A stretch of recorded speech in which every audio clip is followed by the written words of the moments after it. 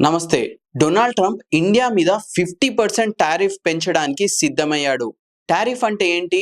ఈ టారిఫ్ వల్ల ఏ సెక్టార్‌కి ఎంత ప్రాబ్లమ్ వస్తుంది? మన జాబ్స్‌కి ఏమన్నా ఎఫెక్ట్ ఉంటుందా?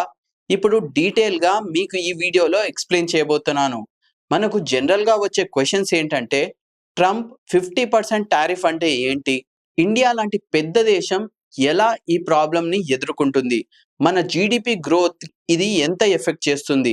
ఈ టారిఫ్ వల్ల జాబ్ పోయే ప్రమాదం ఉందా? ఏ సెక్టర్‌కి చాలా ప్రమాదంలో ఉంది? అండ్ మన ఎంఎస్ఎంఈకి ఈ టారిఫ్ వల్ల ఏమైనా ప్రాబ్లమ్ ఉంటుందా?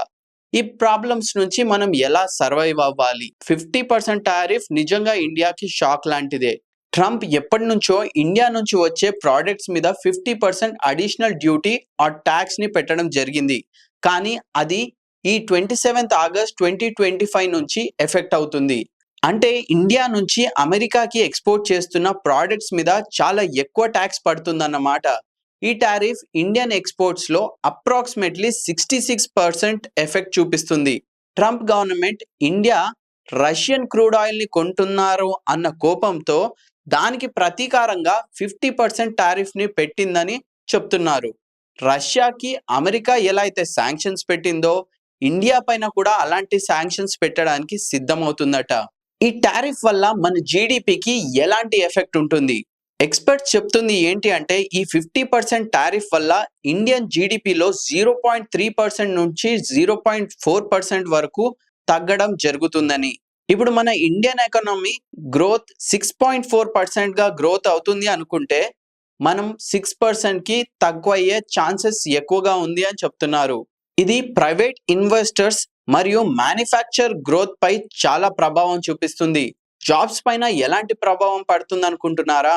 Textiles, gems, jewellery, sea food లాంటి లేబర్ ఇంటెన్సివ్ ఇండస్ట్రీలో చాలా మంది పనిచేస్తూ ఉంటారు. ఈ టారిఫ్ వల్ల ఎక్స్‌పోర్ట్ తగ్గడం జరుగుతుంది. సో దానివల్ల ఫ్యాక్టరీస్ లే ఆఫ్ చేయడం జరుగుతూ ఉంటుంది. దానివల్ల మనకు అన్‌ఎంప్లాయ్‌మెంట్ రేట్ కూడా పెరగవచ్చని చెప్తున్నారు. ఈ టారిఫ్ ఎక్కువ ప్రభావం చూపిస్తున్న సెక్టర్స్ ఏంటంటే textile industry, gems and jewellery industry, sea food industry, carpet and furniture industry, MSME micro small medium enterprises, automotive and chemicals.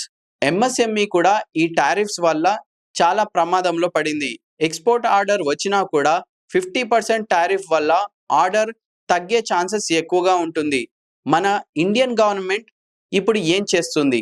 India government ఈ ఇష్యూ మీద యాక్టివ్‌గా పనిచేస్తుంది. న్యూ ట్రేడ్ అగ్రీమెంట్ చేసుకొని వేరే మార్కెట్‌ని ఎక్స్‌ప్లోర్ చేయాలనుకుంటుంది. ఎంఎస్ఎంఈ మరియు స్టార్టప్‌కి హెల్ప్ చేయడం, టెక్నాలజీని ప్రమోట్ చేయడం జరుగుతూ ఉంటుంది. అయితే మనం ఏం చేయాలి? టెక్నాలజీని అబ్జర్వ్ చేయాలి. డొమెస్టిక్ మ్యానుఫ్యాక్చరింగ్‌ని పెంచాలి. న్యూ ఎక్స్‌పోర్ట్ మార్కెట్‌ని ఎక్స్‌ప్లోర్ చేయాలి. ఫారెన్ ఇన్వెస్టర్స్‌కి సపోర్ట్ ఇవ్వాలి. స్కిల్‌ని డెవలప్ చేసుకోవాలి. ఇన్నోవేషన్ పై ఫోకస్ పెట్టాలి. ఫైనల్‌గా నేను చెప్పేది ఏంటంటే, ఈ ఛాలెంజెస్ అన్నీ కూడా టెంపరరీగానే ఉంటుంది. కానీ మనం ప్రిపేర్ అవ్వకపోతే మాత్రం ఇంపాక్ట్ ఎక్కువగా ఉంటుంది. మనం అందరు కలిస్తేనే ఈ ప్రాబ్లమ్‌కి సొల్యూషన్ వస్తుంది. మీ అందరూ కూడా ఈ సమాచారాన్ని షేర్ చేయండి.